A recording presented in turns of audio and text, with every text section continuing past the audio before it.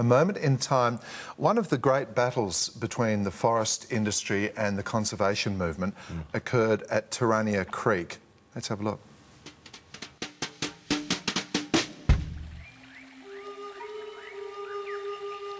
Terania Creek, an idyllic pocket of pristine rainforest 30 kilometres from Lismore in northern New South Wales. Although comparatively small, it's surely one of the most significant areas of rainforest in the world.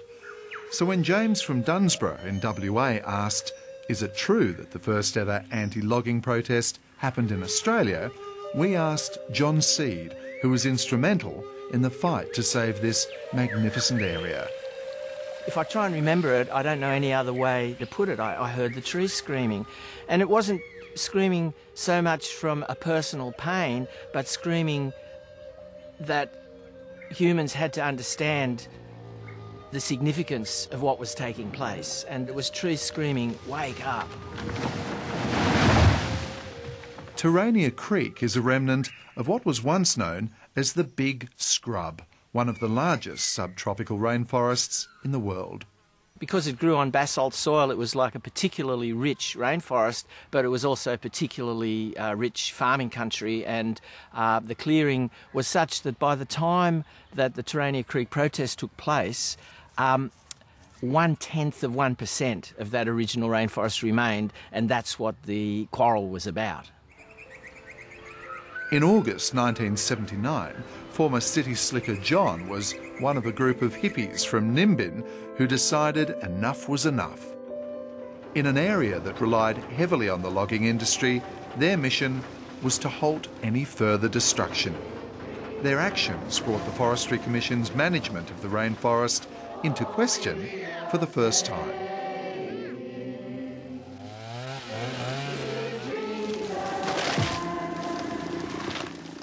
The IUCN, the International Union for the Conservation of Nature, had identified the fact that half of the world's species of plants and animals existed within the rainforests, but that hadn't really caught on with anybody. There wasn't a single group anywhere in the world that had the rainforests on its agenda.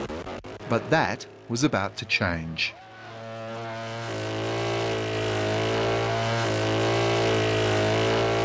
We stood in front of bulldozers, we were arrested for doing so. We marched slowly in the path of the bulldozers and we sang to the bulldozers. One time we got the bulldozer to stop while we sang it a song. We did everything that we could think of. People were climbing up into trees in the path of the machinery. You know, quite some personal risk, I would say, to themselves, and eventually they were cutting the trees in spite of the fact that it was clear that there were people, you know, calling out.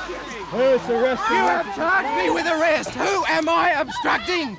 Who is arresting? You told me I was charged with obstruction by whom? Well, everyone was just saying, the hippies have gone nuts. You know, no one could understand why anybody would want to do that. The standoff shifted from days into weeks as the protests gained momentum.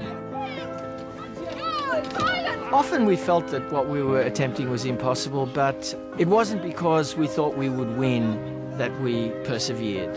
We persevered because we had to persevere. I don't know about the loggers, but a lot of the local people still haven't forgiven us 30 years later. The protests at Terania Creek lasted for more than a month before logging was halted.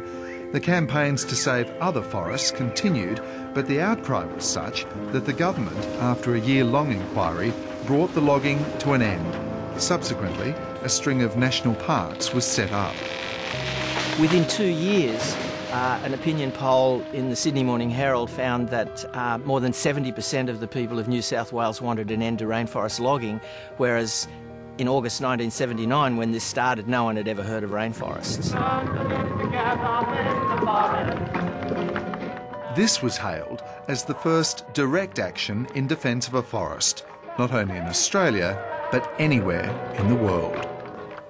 This year marks the 30th anniversary. Have you been a radical protester in your time, either of you? Come on. We saved the Fitzroy Pool. Rock on! From what? Yeah, from what? Closure. Oh, good. That's good. Well Public done. pool. Mm-hmm.